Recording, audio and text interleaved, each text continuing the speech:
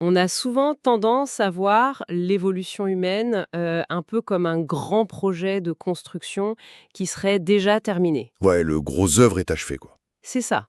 En observant l'humanité, l'idée prédominante, c'est que le pouce opposable, le cortex préfrontal, notre capacité à bâtir des villes gigantesques, tout ça indique que l'échafaudage biologique peut être retiré. On est au max. Tout à fait. On se place vraiment au sommet de la chaîne, et du coup on se dit que les prochains outils seront technologiques, extérieurs à notre corps. Mais notre biologie, à nous, elle est perçue comme un produit final, un truc stabilisé.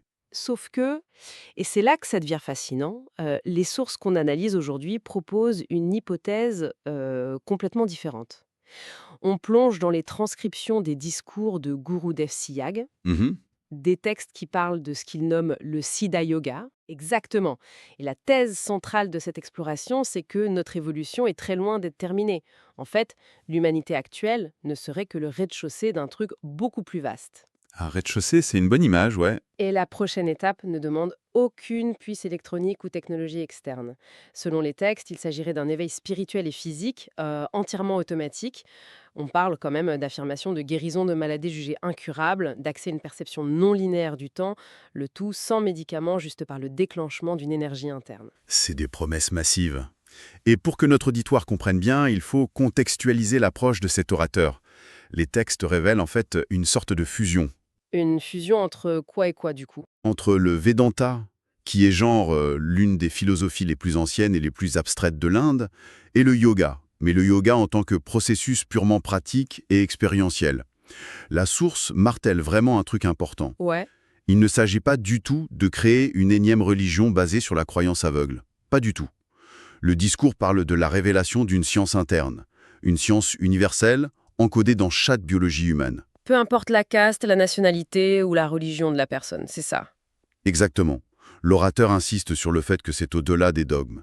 C'est biologique presque. Ok, mais pour saisir la mécanique de cette supposée transformation, les sources nous obligent à regarder un peu l'architecture philosophique derrière.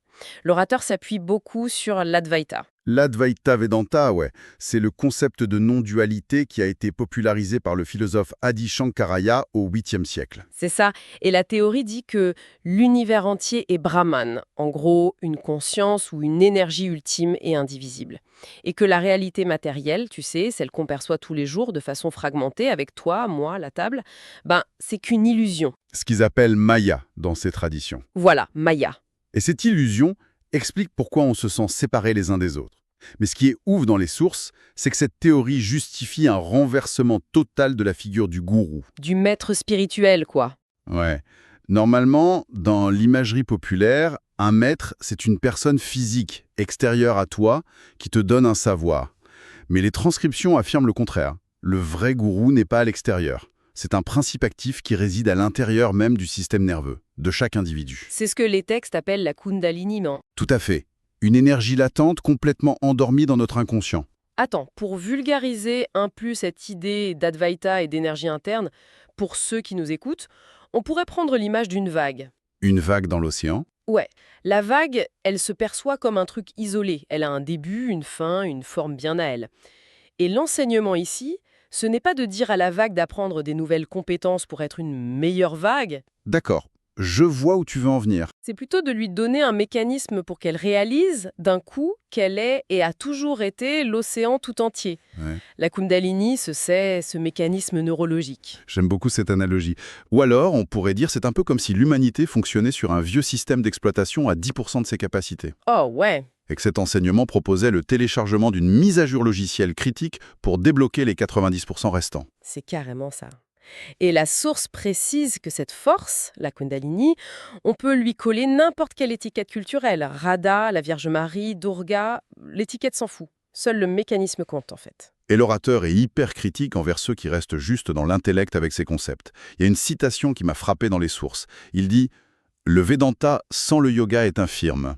Ah, oui, le mot est fort. Bah ouais, parce que débattre de la nature de l'océan, pour reprendre ton image, ça change pas l'état de la vague. La compréhension purement intellectuelle, c'est stérile. Le yoga ici, c'est pas des étirements sur un tapis. C'est le processus clinique pour que le système nerveux vive directement cette non-dualité. Bon, alors la question évidente qui se pose là.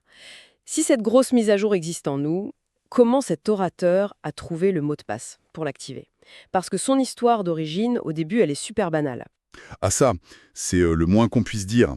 Pas de méditation dans une grotte de l'Himalaya pendant 20 ans. Non, c'était juste un employé de bureau, un cheminot dans la ville de Bikaner au Rajasthan. C'est ça. La rupture avec sa vie ordinaire arrive suite à un choc psychologique massif.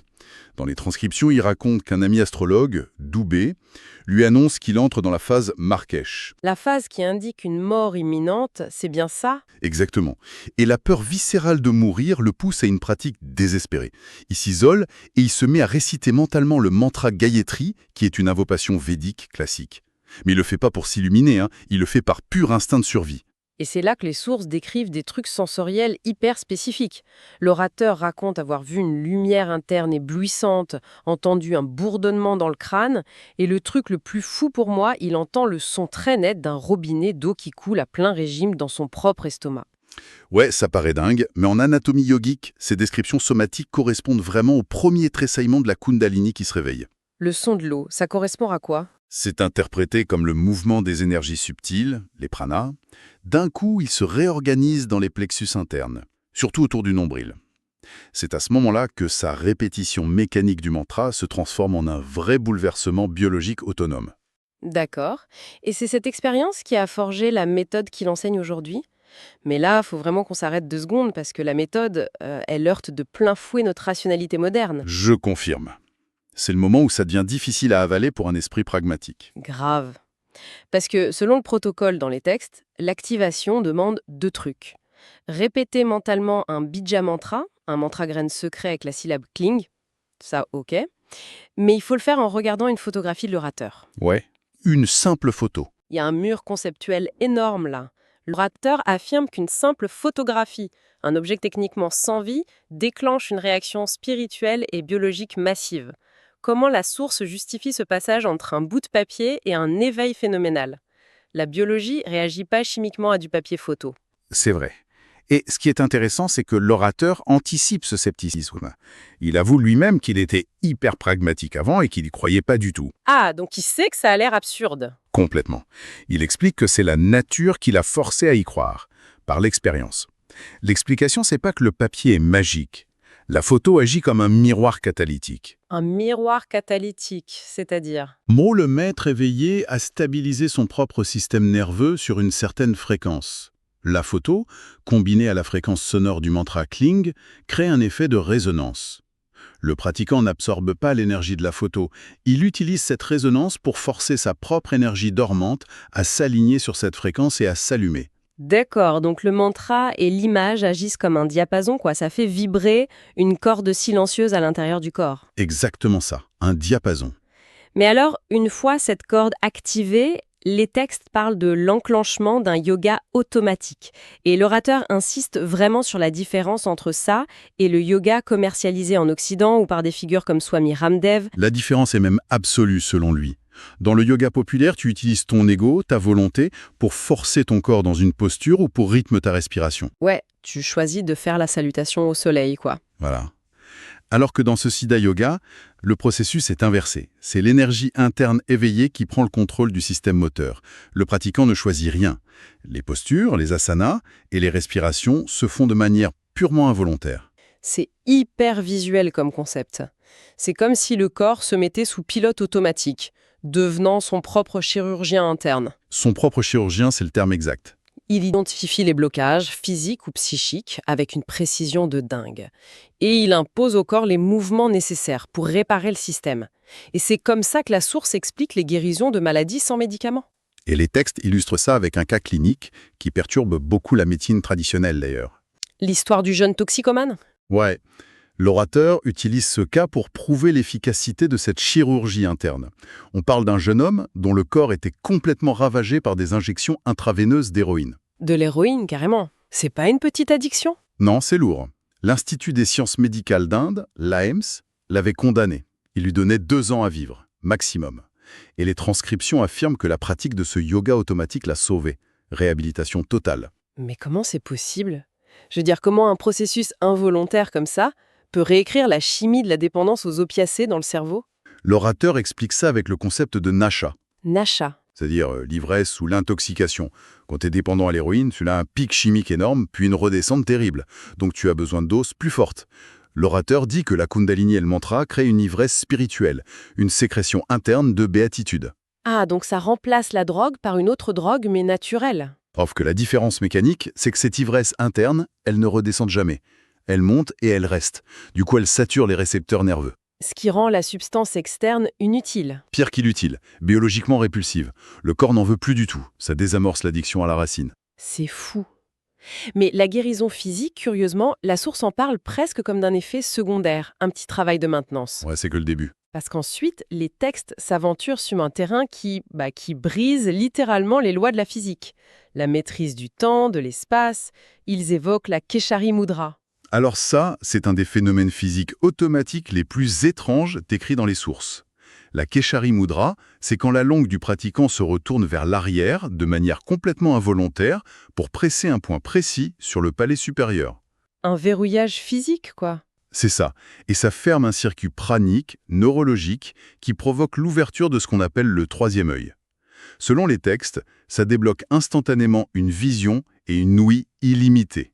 La distance et la matière ne sont plus des obstacles. Et les anecdotes dans les sources sont vertigineuses. L'orateur raconte avoir vu, pendant ses méditations, ses propres disciples s'enfoncer dans le sol du Maharashtra. Ouais, et ce qui est glaçant, c'est que c'était avant même que le terrible tremblement de terre de Latur n'ait lieu. Il voyait l'avenir, donc. Et il parle aussi de réincarnation, avec l'histoire d'un petit garçon de 10 ans capable de piloter un avion, parce qu'il se souvenait parfaitement de sa vie passée de pilote. Mais il y a un autre point, encore plus audacieux, à mon sens, c'est sur la figure du Christ. Ah ouais, le cas des années perdues de Jésus. Voilà, dans les évangiles, il y a ce trou de 18 ans dans la vie de Jésus, et l'orateur affirme sans trembler que Jésus, qu'il appelle Issa, a passé ses années en Inde. Au Cachemire, plus précisément. Les sources disent qu'il y était pour apprendre ces mêmes mécanismes d'éveil auprès de maîtres spirituels, les siddhas, avant de retourner au Moyen-Orient. Bon, là, il faut qu'on décode un peu ça. Pourquoi les sources s'aventurent dans une telle révision historique? S'approprier la jeunesse du christianisme, ça ressemble un peu à une manœuvre d'assimilation, non? C'est quoi le but profond selon le texte? En fait, l'objectif de l'orateur ici, c'est de prouver que cette science est universelle. Si la figure centrale du christianisme a utilisé la Kundalini pour s'éveiller, ça démontre, selon sa logique, que ce n'est pas juste une religion hindoue. C'est une loi biologique et spirituelle qui s'applique à tous les humains, peu importe la géographie ou l'époque. D'accord, je vois l'idée. Mais du coup, ça nous amène à la grande question. Des guérisons miracles, des langues qui se retournent, des visions sismiques, Jésus en Inde. C'est quoi le but final de ce système? À quoi servent tous ces pouvoirs mystiques selon les sources? C'est les questions essentielles. Et la réponse est très claire dans les textes. Le but de ces visions, c'est pas de transformer les gens en oracles ou en super-héros. Ni de faire des tours de magie. Non. Voir l'avenir ou les vies passées, c'est un objectif psychologique précis. Détruire la peur de la mort. Ah, détruire la peur. Oui. Dans cette philosophie, la peur de la mort vient de l'illusion, de Maya. On a peur parce qu'on croit qu'on est juste ce corps physique. Mais quand tu expérimentes toi-même, viscéralement, que ta conscience survit au-delà du temps linéaire... Tu réalises que le corps, c'est juste un vêtement temporaire. Exactement. Et ça te libère. C'est ce fameux objectif de moksha, la libération. Donc si je résume notre exploration, l'évolution complète selon ces textes, ça commence par un simple mantra, une photo. Ça déclenche un yoga automatique pour réparer le corps, et ça finit par brûler tout le karma passé et futur, pour atteindre un état de libération totale, tout en étant encore en vie. C'est le stade ultime de l'échafaudage évolutif dont tu parlais au début. C'est un voyage incroyable. Mais avant de terminer, il y a une dernière idée tirée de la fin de ces transcriptions qui m'a vraiment laissé pensive. Une réflexion sur le temps et le son. Ah oui, le concept des ondes sonores. L'orateur affirme que les mots qu'on prononce, les vibrations de nos cordes vocales, ne sont jamais détruits. Ils voyagent éternellement dans l'univers. Et un esprit pleinement éveillé pourrait capter ces ondes, même si elles datent de milliers d'années. Il donne l'exemple de pouvoir écouter en temps réel les dialogues de la guerre mythologique de Kurukshetra. C'est complètement fou.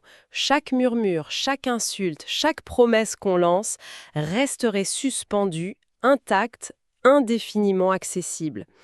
Si on y pense, la physique quantique se pose des questions similaires sur la conservation de l'information. C'est vrai que ça résonne avec la science moderne. Du coup, ça soulève une question fascinante pour ceux qui nous écoutent. Si chaque son qu'on émet est gravé à jamais, en attente d'être réentendu un jour, à quel point ça devrait changer la façon dont on choisit d'utiliser notre voix et nos mots aujourd'hui? Ça donne le vertige, hein. Grave. Je crois qu'on va laisser notre auditoire méditer là-dessus. C'est la fin de notre analyse des sources pour aujourd'hui. Merci à tous de nous avoir suivis dans cette exploration profonde. À la prochaine pour une nouvelle plongée.